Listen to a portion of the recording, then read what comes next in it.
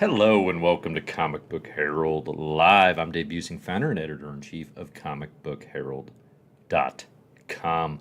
Hey everybody, thanks for joining here as we get started a few minutes early, talking all things Marvel Comics, what's going on in the world of pop culture and comics at large today.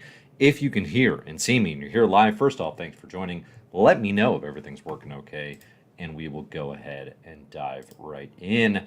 Today should be fun. We're going to talk about the X-Men comics that came out today. Of course, today's Wednesday, new comic book day, so we're going to talk about what's new. We're going to talk some Sabretooth, number 5, series conclusion. God bless a back-to-back Sabretooth week. The scheduling got super wonky and weird, but they wrapped it up in back-to-back weeks, which I appreciate. The 5-issue mini is done, but of course, there will be more. We'll talk about what it is, and we'll also talk about the fact Dave Stinney's back. Dave Stinney is back. I nailed it. I called this over a year ago, what the follow-up to Sabretooth was going to be. Now, granted, tremendously different, at least it appears to be, than what I was anticipating the series might do. I was anticipating where it might go, but I did technically call the name. Tally another one for Dave Stinney. The predictions, they just don't stop. I wish I could turn it off, right? Like if Destiny could turn it off, I think she would, right? That's what we learned in Immortal X-Men number 3. I feel similar. I wish I could turn it off. It can't be done. Future predictions are here to stay. We're also going to talk about Legion of X number 3, comic I'm less jazzed about. We'll talk about that. We are also going to talk about, if there's time, I've got the best Marvel Comics of 2022 list locked and loaded, I think. I've got my top 10 solidified. I'm going to share what those are, a little sneak peek ahead of that actually going live. And then finally, I want to share here, I got this in the mail yesterday, the Uncanny X-Men trading cards, the complete series of cards illustrated by Jim Lee. I have not cracked this puppy. This is via Abram Comics Art. If you're sleeping on Abrams as like a comics publisher, and is a comics company, stop. They're putting out some of the coolest stuff this year, and I'm not just saying that because I'm holding this book that I'm super excited about. Like, they've got really, really interesting projects consistently. They have an interesting collaboration and connection with Marvel. That's where the Alex Ross Fantastic Four project is going to come from. Like, that's not a Marvel-owned thing. That's coming out via Abrams.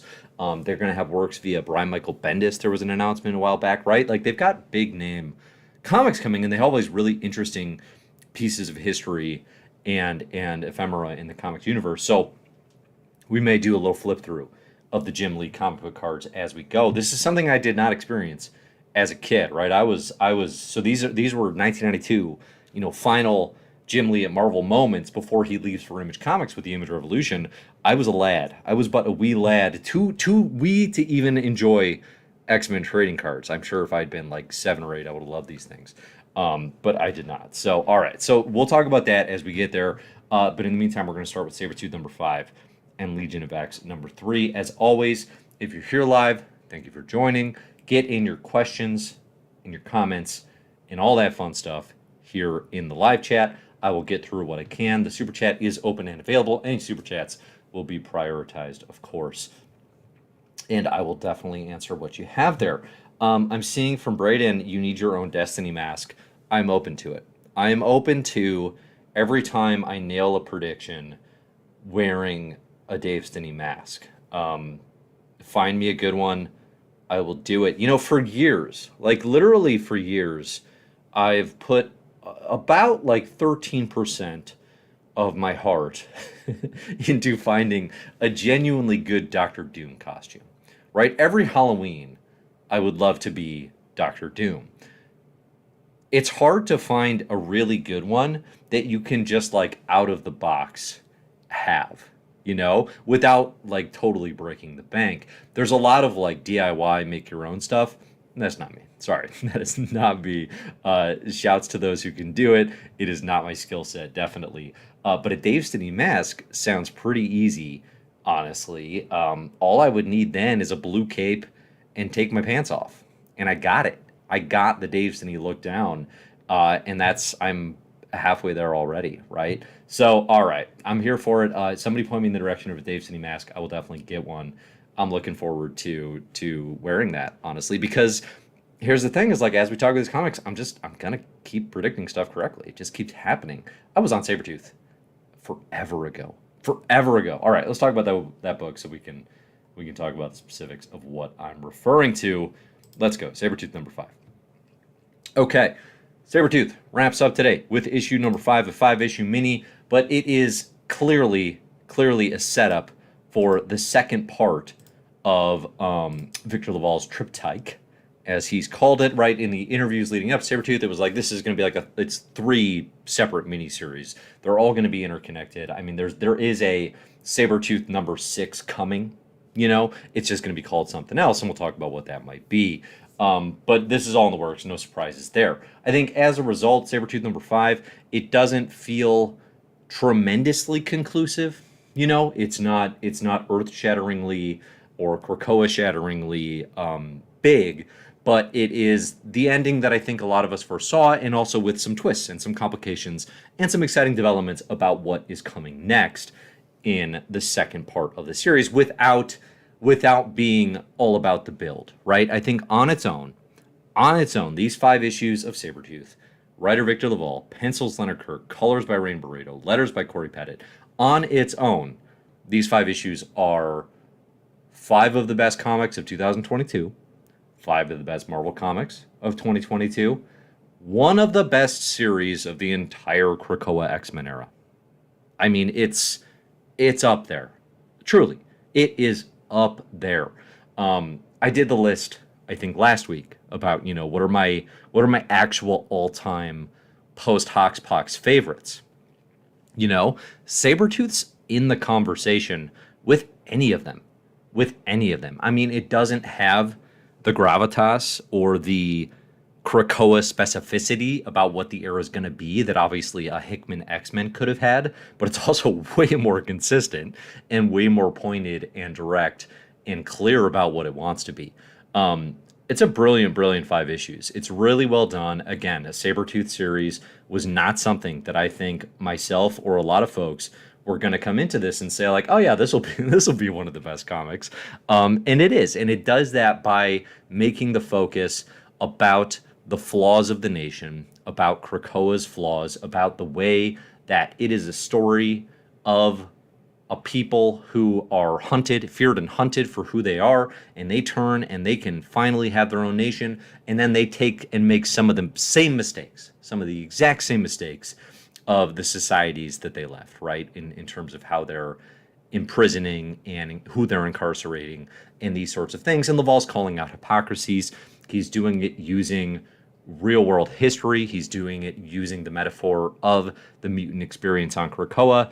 It's all incredibly smart. It's pointed, and it's super well done. I mean, I'm not going to do the whole list, but it's like, go through the X-Men comics that have come out since House and Powers and find something that is as deliberate with it as scathing, like as well executed commentary, okay, on anything, on literally any subject that matters, that Sabretooth is able to pull off here, while simultaneously being a fun mutant story. Like, it's still X-Men.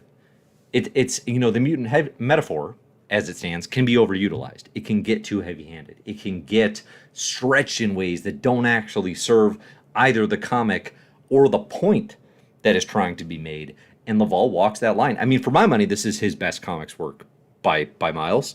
And I don't say that as someone who dislikes his other comic work. I like The Destroyer a lot. That reinterpretation of Frankenstein. His miniseries Eve, which is really sort of a climate change warning kind of book, is really interesting and well executed. And it's actually one that I want to re-explore, but I think Sabretooth is his best work. And Leonard Kirk, Rain Barreto, Corey Pettit, right? They're all doing great work here. So I think it's not what I expected, but it is what I hoped it'd be. And this 5th issue kind of ultimately the 5th issue of Sabretooth, it cements what we knew was coming, but the build there was way more effective than I think I anticipated. And what we knew was coming was Sabretooth getting out of the pit, right? At the end of House of X, Sabretooth is thrown into the pit. He swears vengeance. What we knew was coming. If there's gonna be a Sabretooth miniseries, he's getting out of the pit, okay?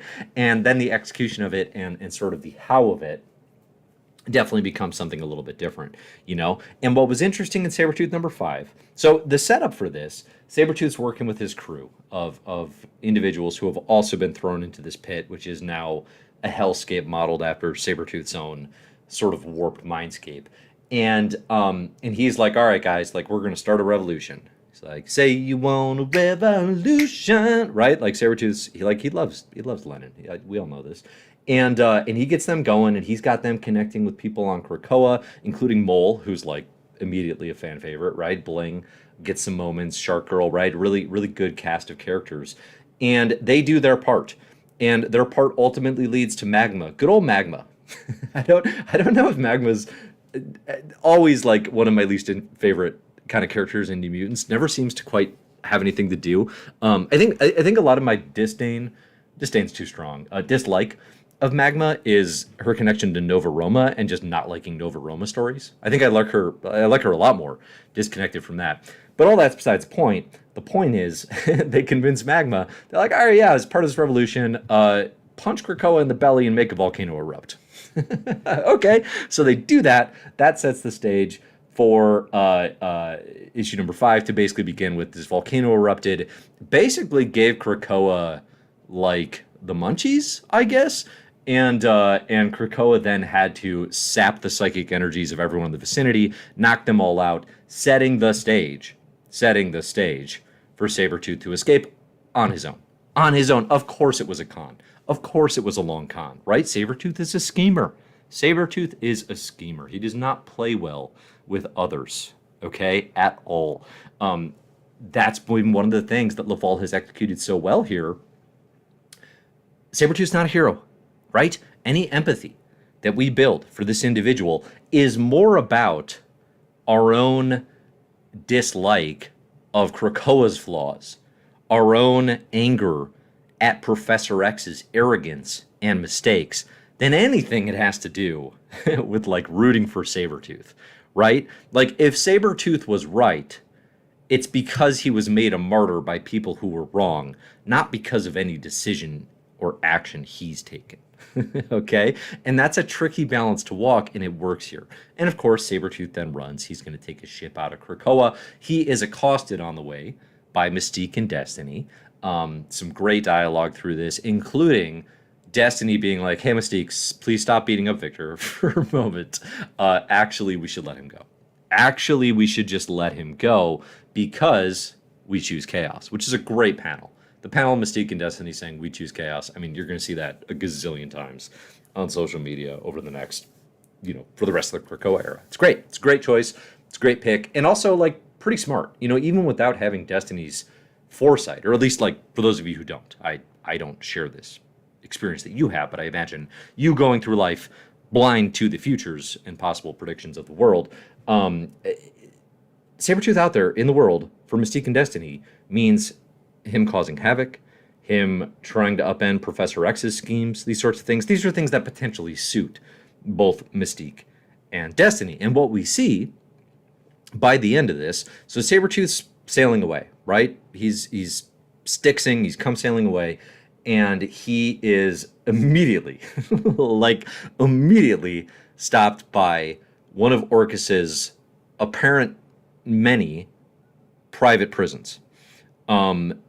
And he says basically like, hey, I don't know that I guess they say you're in waters you're not supposed to be in or whatever, right? But like otherwise there's not like a clear statement that like, hey, you committed some crime or anything before they immediately and way too quickly zap a power inhibiting collar on him.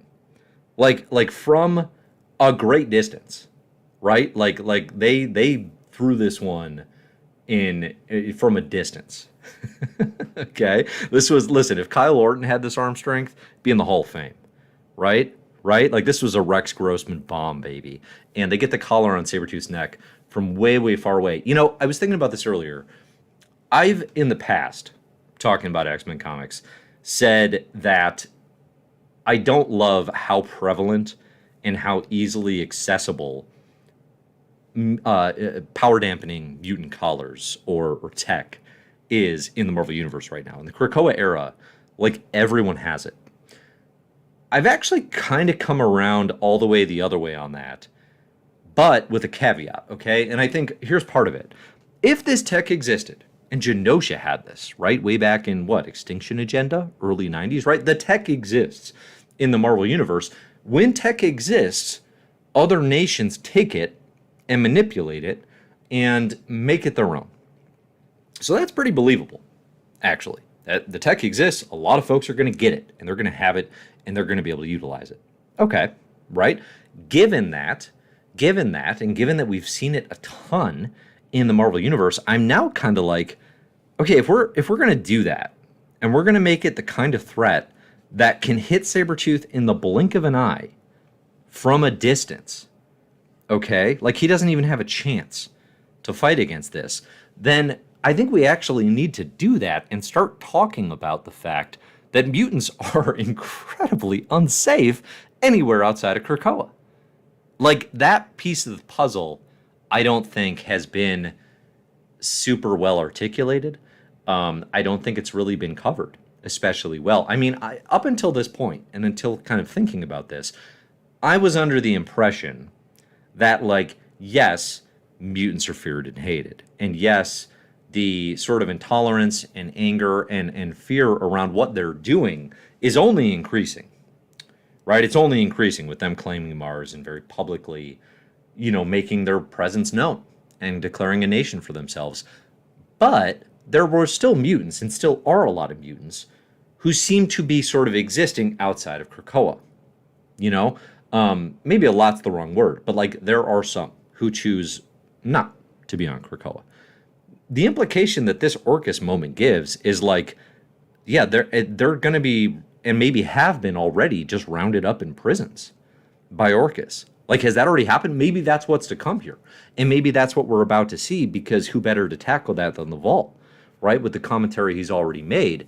But I feel like if that's the case, like if it's this easy to capture Sabretooth and get him in one of their prisons here in Purgatory, then I think more needs to be made of the fact that mutants outside of Krakoa are not safe. And frankly, then that has to have ramifications on how Krakoa itself is dealing with the rest of the world. I mean, we're still in peacetime Krakoa, of a sort, right? But there is now a for-profit prison system across the globe run by Orchis that is apparently just rounding up and imprisoning mutants for being mutants. Like, that needs to be dealt with.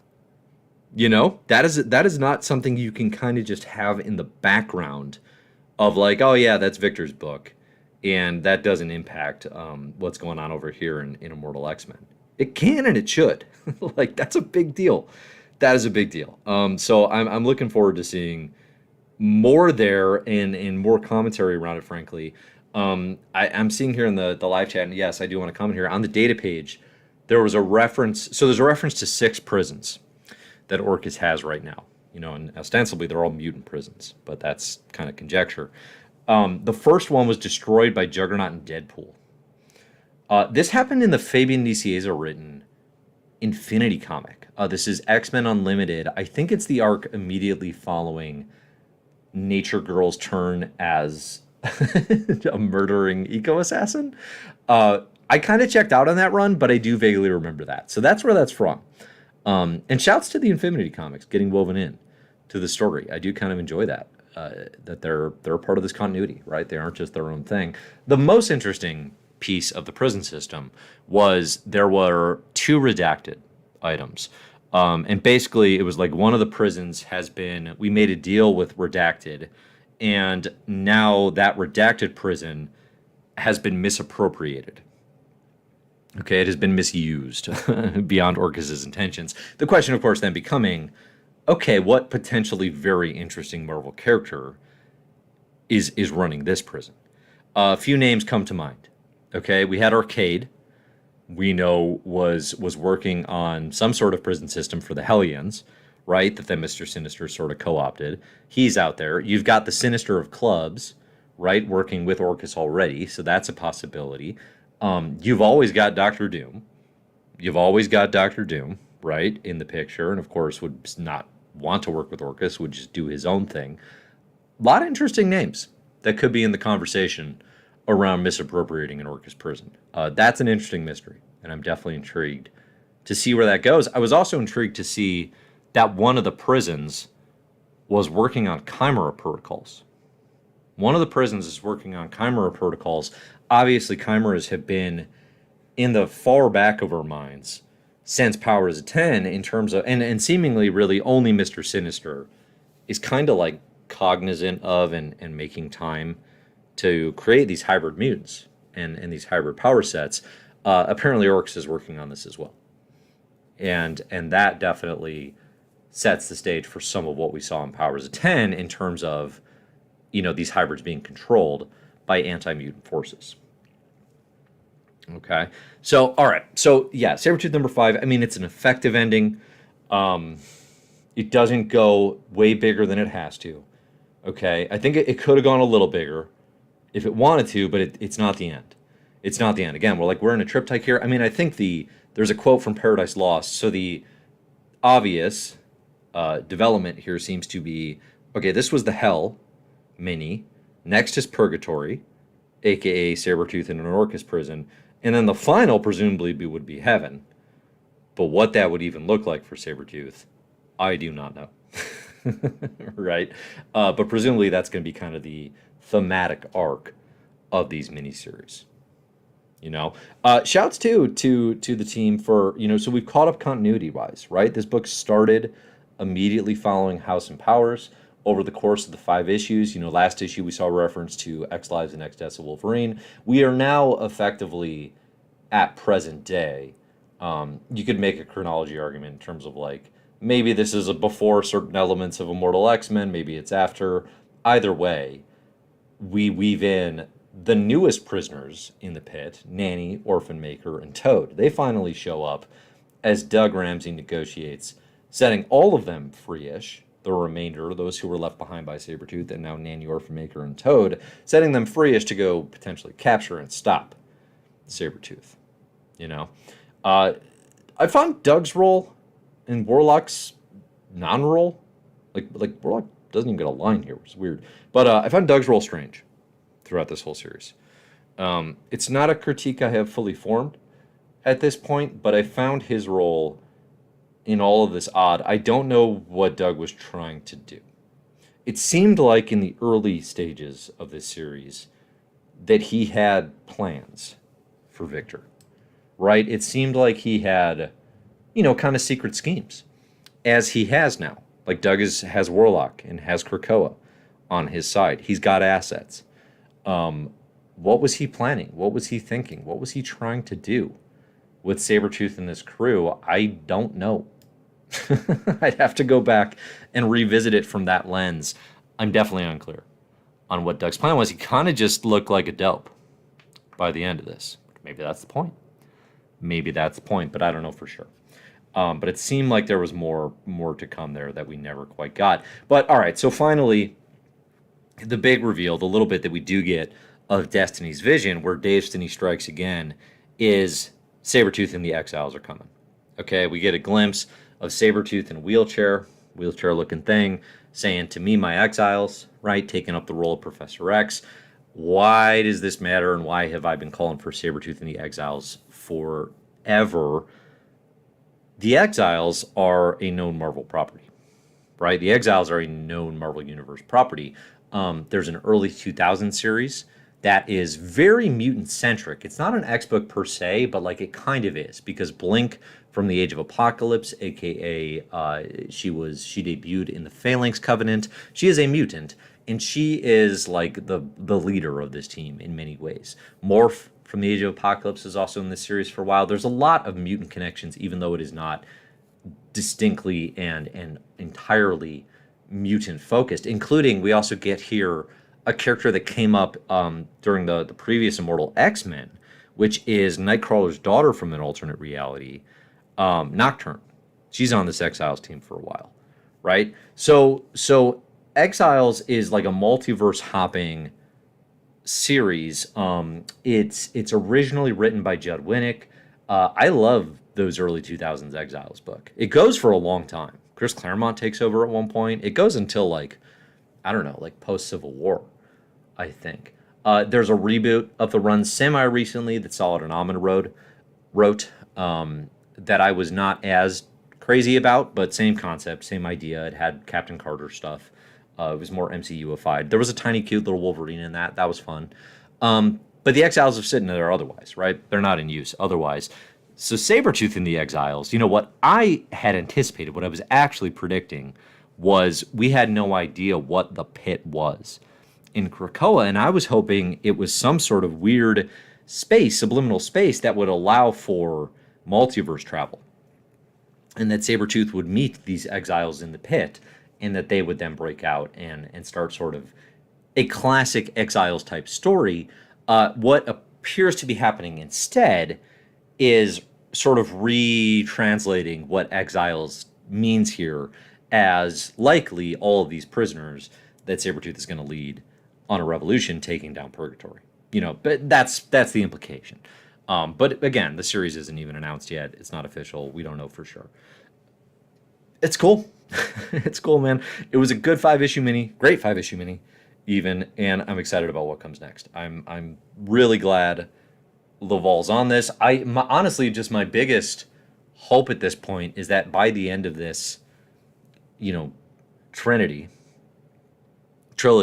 of Sabretooth works, that like Laval is available and open enough to doing more X-Men stuff, because the X Office, I think, needs this point of view and needs this presence. All right, so get in your thoughts, get in your theories here in the live chat. Who do you think the redacted villain is, or just character, because it doesn't have to be a villain? Getting that sort of thing. I'm gonna take a big old sip of water, and then we'll keep going.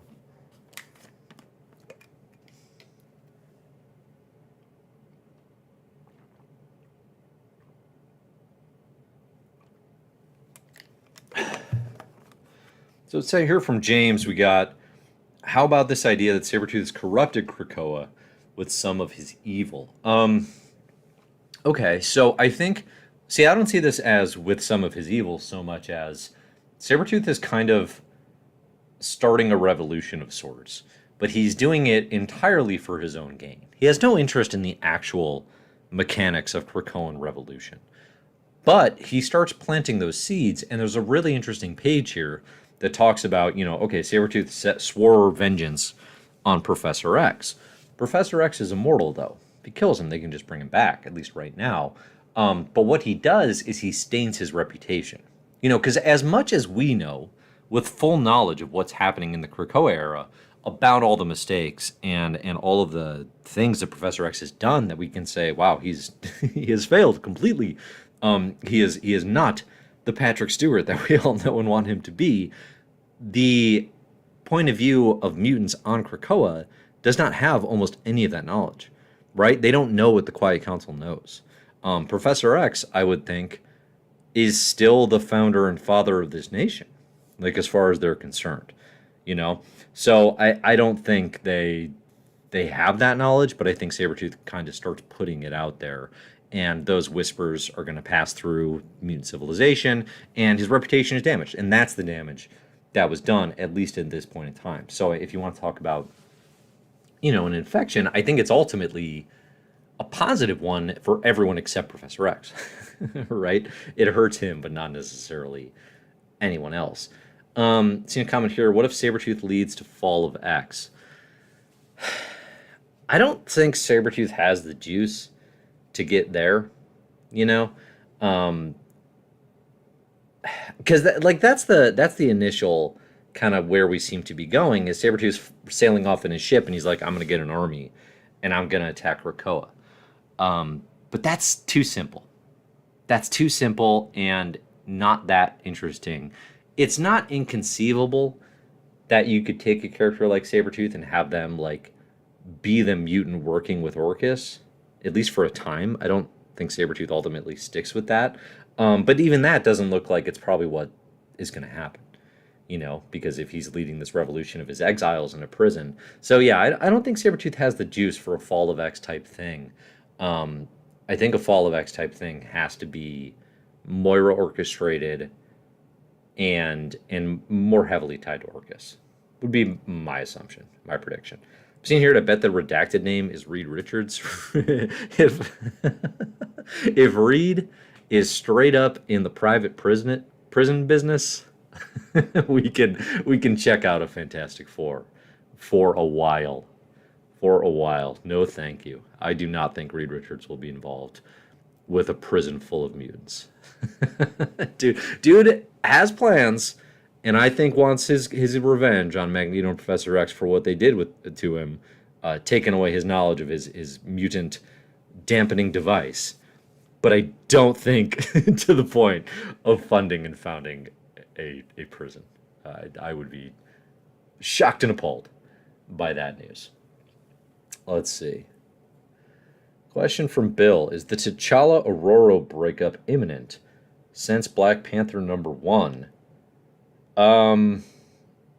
I mean, they aren't really together, right? Like, they're clearly in love, but they've also many times over the past few years, like, pretty clearly identified, both of them, that, like, they can't be together and they won't be together. So I don't, even as a breakup, I don't know, it doesn't have the same weight as other connotations. Like, they love each other, but they're separate, I think, in many ways.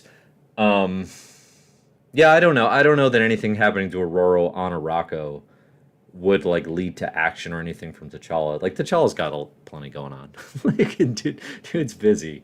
He'd be hurt, certainly, but yeah, I don't necessarily see that being a big part of the narrative right now. Although definitely, like, there's still a lot to be done with Wakanda and Krakoa's relationship and their connections. That has not been tapped into much at all beyond.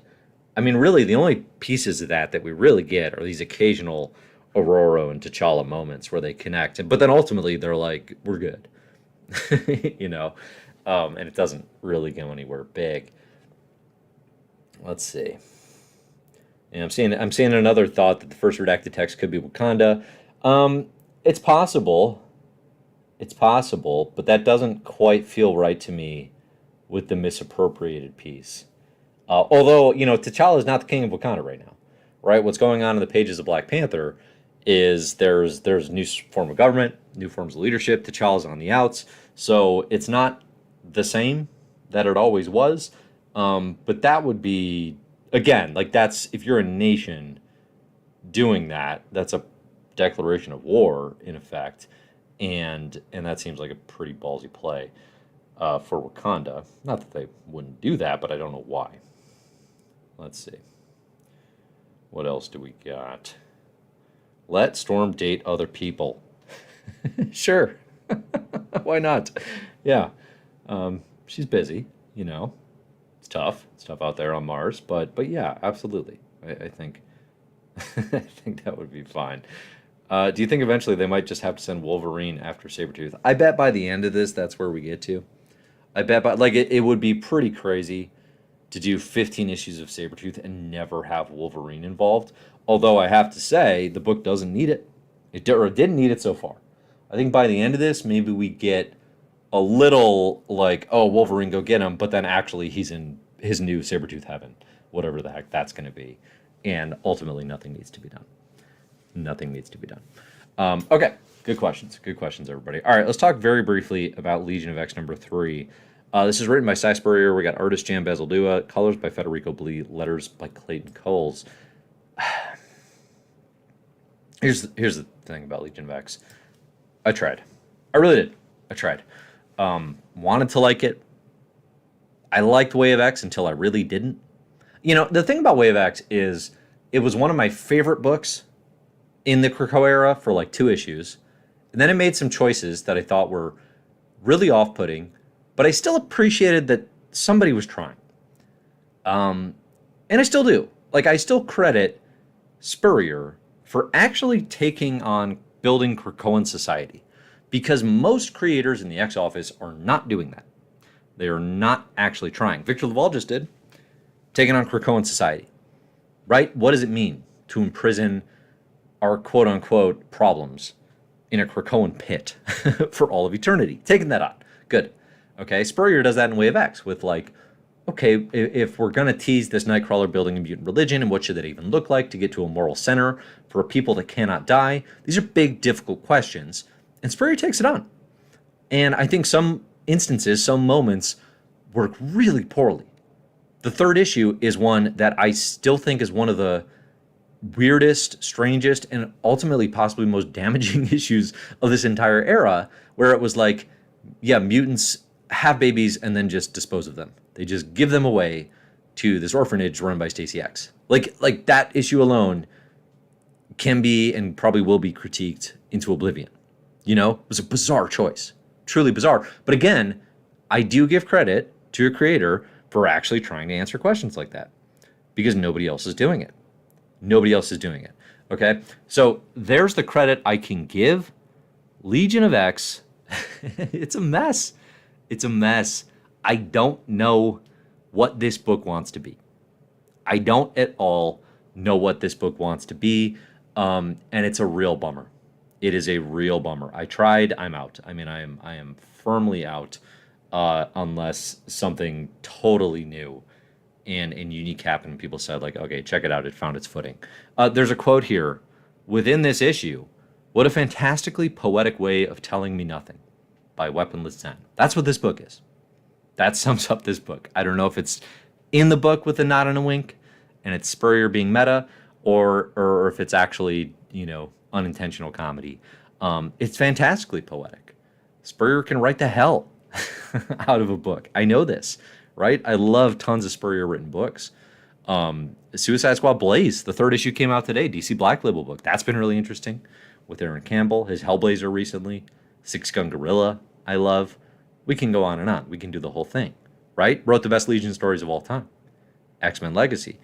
This book is not that. Like, this book is an absolute mess.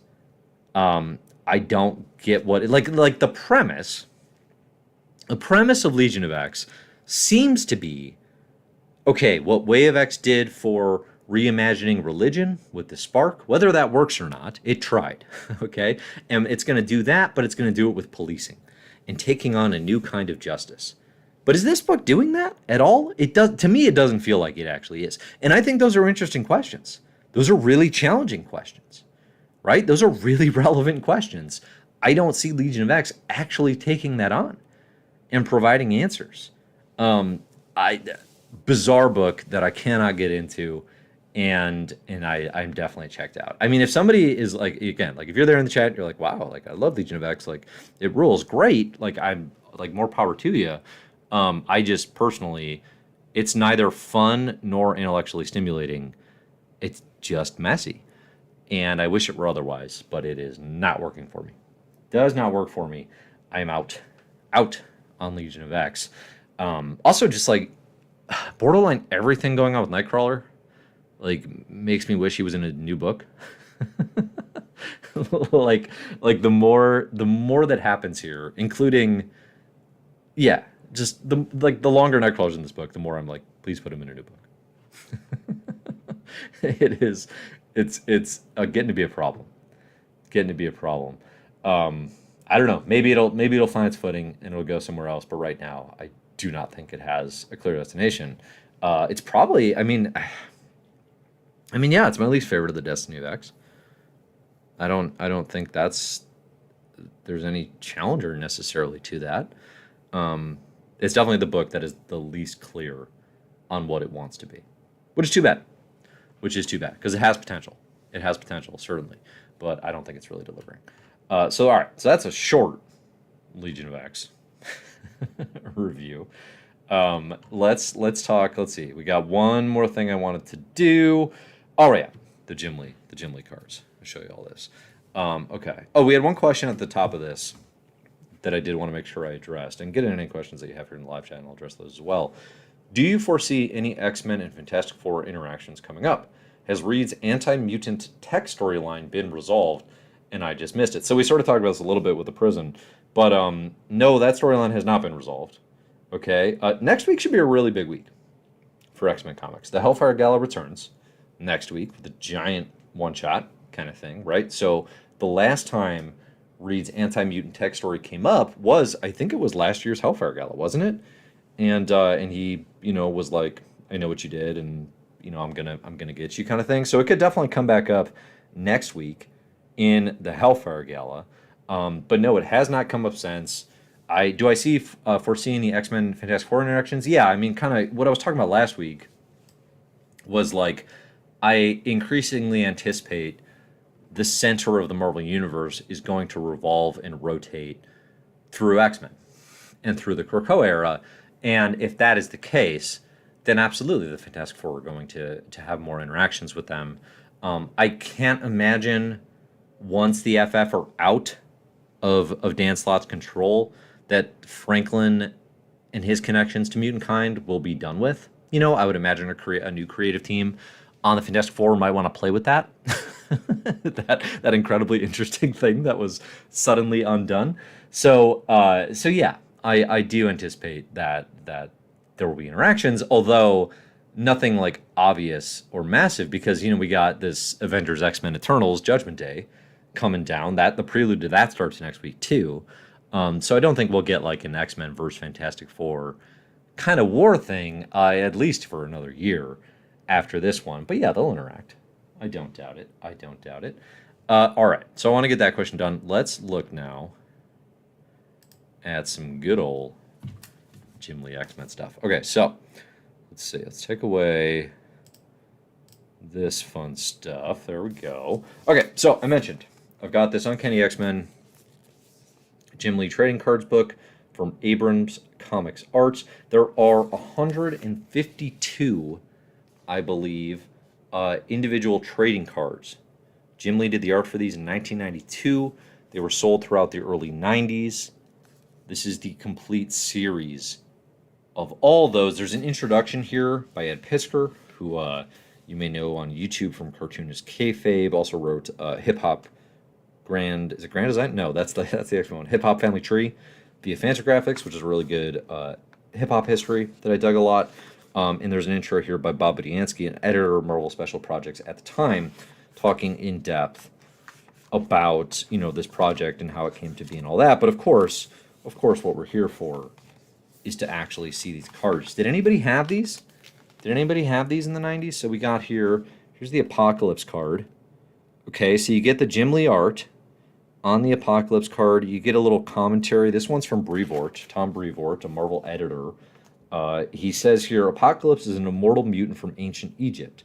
If you were going to have a letter on his belt, it should have been an Egyptian hieroglyph, not a letter A. That's a fair point. That's a really fair point.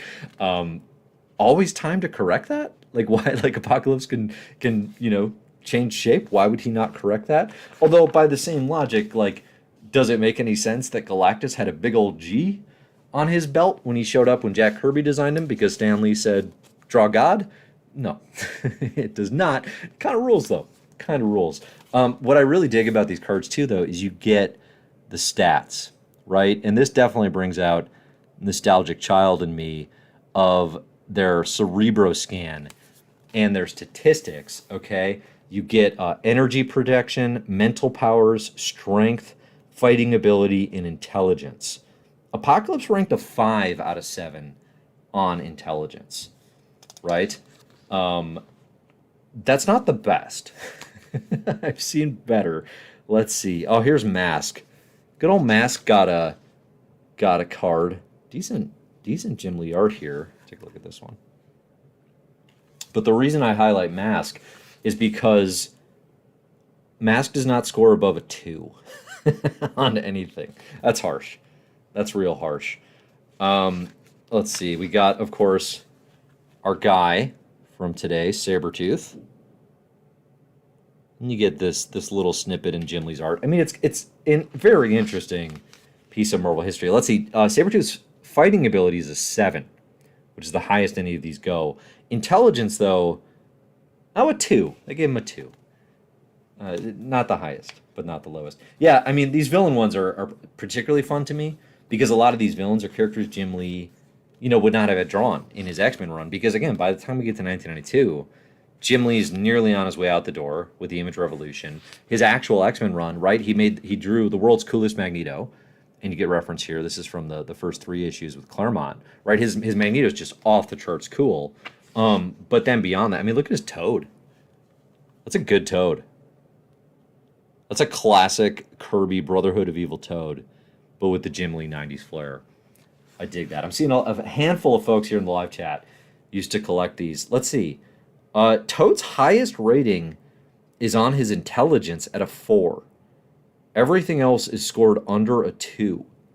This must be post. Yeah, it's 1992. So this is like Toad was running like his own Brotherhood kind of stuff. Maybe an X-Force. I think maybe is that the Peter David stuff? It happens somewhere in there where Toad kind of becomes an evil mastermind. Oh, here we go. Here's what I'm talking about. That is 1990 art, baby.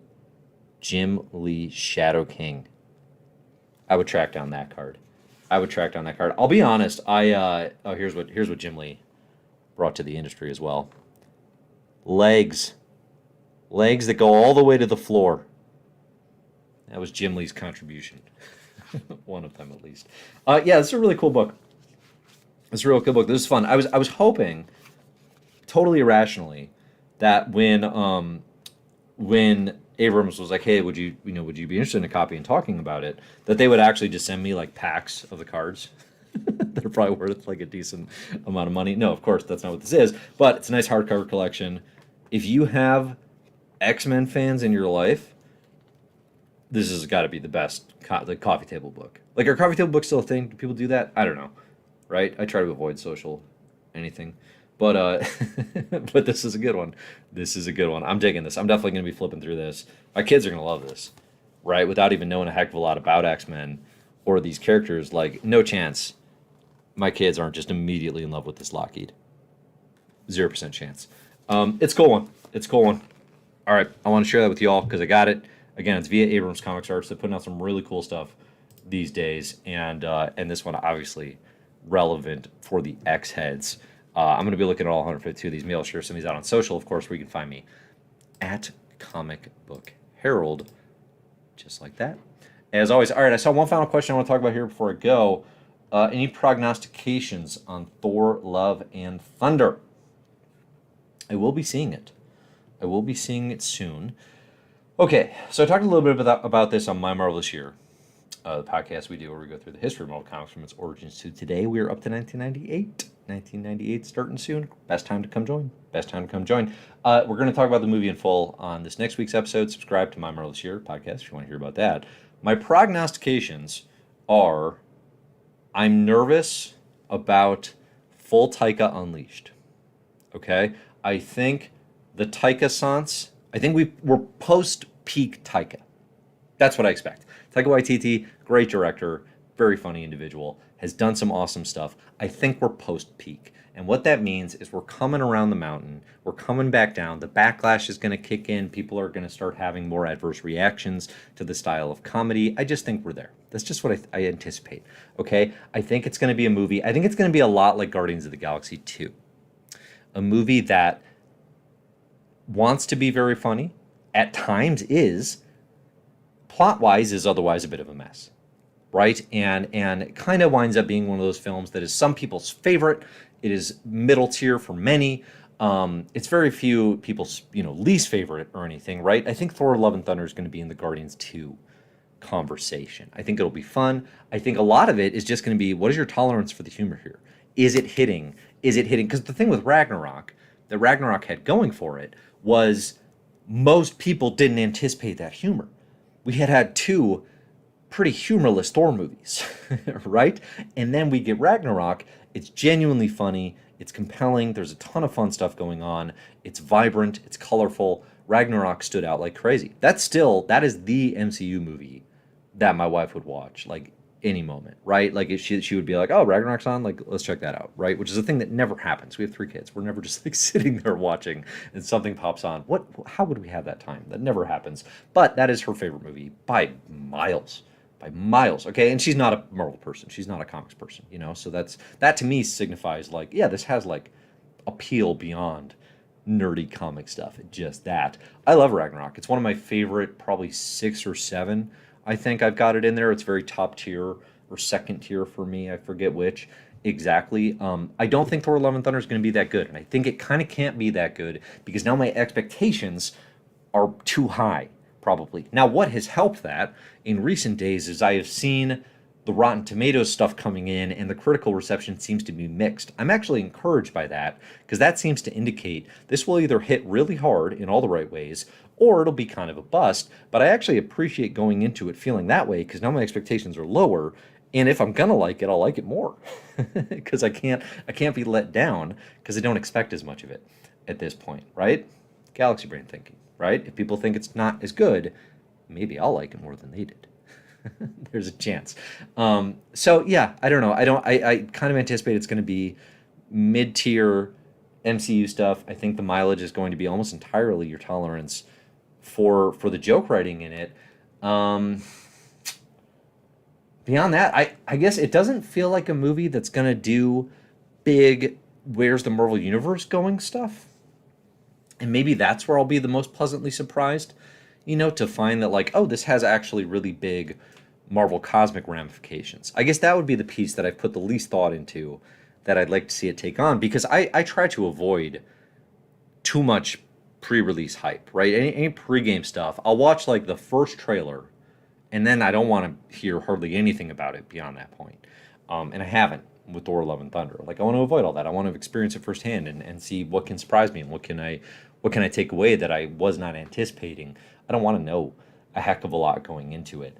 But that's my pregame, spoiler-free predictions for what kind of movie I think Thor: Love and Thunder is going to be.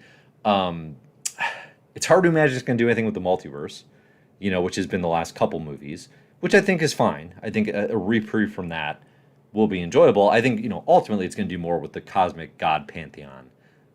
Who's in that? What does it mean? What is Gore doing with them, et cetera, et cetera. I mean, ultimately, probably the best thing that this movie can do is to get everyone to go read Thor: God of Thunder, right? Marvel Now era, Jason Aaron, Esad Ribic, that run from 2012 to 2015, knockout, just absolute classic. Then you get the Mighty Thor, Jane Foster era, where Russell Dowderman and Matthew Wilson turned that book into a knockout, absolute classic. The Aaron run benefits from amazing, amazing art throughout. Great reads, highly recommended. Definitely check those out if you have not read them before. Okay.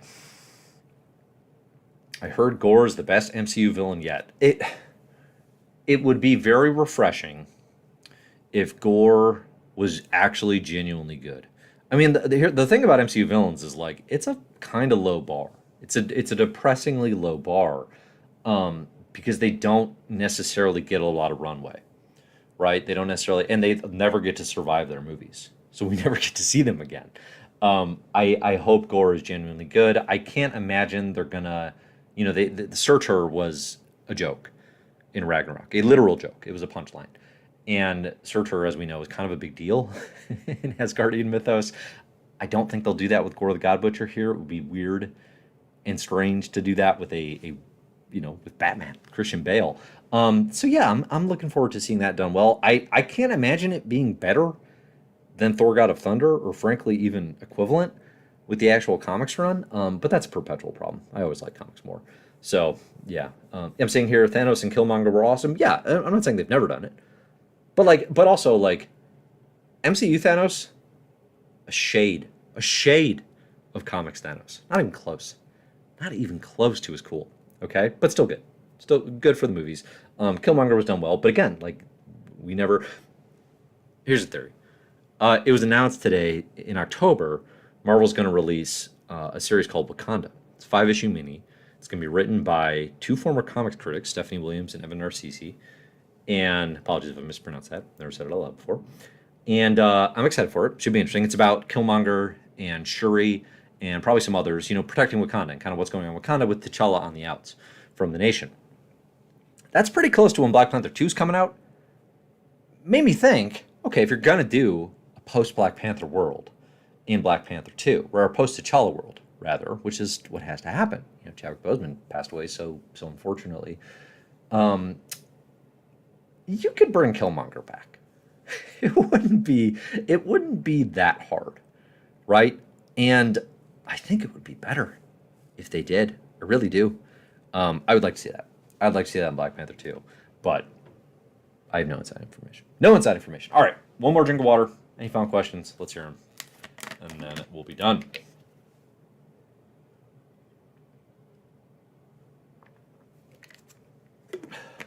I don't think Taika is over. I don't think this is the end of the Taika Waititi era. He's incredibly popular. A lot of stuff's doing well. Our Flag Means Death was like super interesting. I wasn't like head over heels with it, but it did some really good stuff. So no, I'm not saying like he's done. I just think like there's every kind of Hollywood figure, every kind of artist has like a moment, and I think we're kind of past the peak, and I think we're going to see a lot of backlash to his version of Love and Thunder, especially just because it seems to be. Well, I don't know what it seems to be, but I'm just anticipating it's going to be a little too reliant on attempts at humor that aren't going to be everyone's cup of tea. I'm trying to see here. Somebody asked when this X-Men book comes out, the trading card book. Because I've got the review copy here, and this will actually come out in August. So this comes out in August 2022. If I was smart, I would include a link. But again, if you Google Uncanny X-Men Trading Cards, the complete series by Abrams Comic Arts, and tell them Dave sent you. Okay. All right, let's see. Any final questions? Do you think Jerry Duggan is going to stick around on X-Men after X? Ooh. That's interesting. I do? But it would be really interesting if he didn't. I guess if I'm a Marvel writer and I'm not solidified in the way that a Hickman is, or even Laval, right, has his novel career, I don't know why you'd leave the X office. I guess Zeb Wells did it, but that was for The Amazing Spider-Man. That's a big one, if you don't know. I read the first 5 issues of Wells' Amazing Spider-Man this past week, by the way. I enjoyed it. It did not go on my best Marvel Comics of 2022 list yet, but I think it could get there by the end. I kind of got to see how some of this mystery stuff plays out first. But I enjoyed reading it. Like, I had a good time. But it's not incredibly special, I guess. But it's not like I wanted to stop. So I'm on the fence about it. I'm super on the fence about it. I can't make up my mind. Yeah, I don't know with Doug. Like, I don't know with Duggan why he would leave, I guess, is the thing. I mean, I think every appearance seems to be post Hellfire Gala. There will be a new X-Men lineup announced, and presumably Duggan will be the writer of that team. Although that'd be a cool swerve if that wasn't the case. But that seems to be what's going on. Also, Zeb Wells does have TV money, right? Does have TV money. But yeah, I mean, anybody else in the, I guess Gillen could go do their own thing. Obviously, Ewing doesn't need it necessarily, right? So yeah, you do have creators can go do their own thing. Hopefully, they don't. All right. Thanks everybody for listening. I appreciate it. I appreciate y'all being here and talking comics with me. It's super fun every Wednesday. If the comics are good, next Wednesday is definitely going to be, we're going to have a Comic Book Herald live because it is loaded with stuff. There's going to be a new Immortal X-Men. There's going to be Hellfire Gala. There's going to be a preview for, not a preview, prelude to Avengers X-Men Judgment Day. I mean, it's going to be big. Next week is going to be very, very big, and I'll be here talking about it. I hope to see you all there. So thanks for listening.